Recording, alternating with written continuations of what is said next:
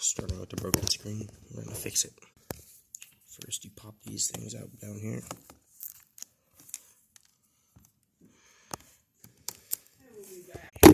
And then you're going to remove these screws right here. Keep in mind this is a 2nd gen Lenovo.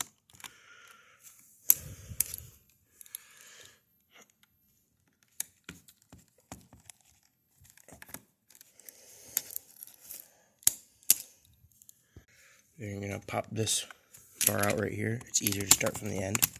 You can tell it's cracked, probably something to do with the damage. And in reality, you can just rip it up like this, especially since this is broken, then it can go in the waste bin. Then you're going to take a screwdriver and you're going to remove these screws.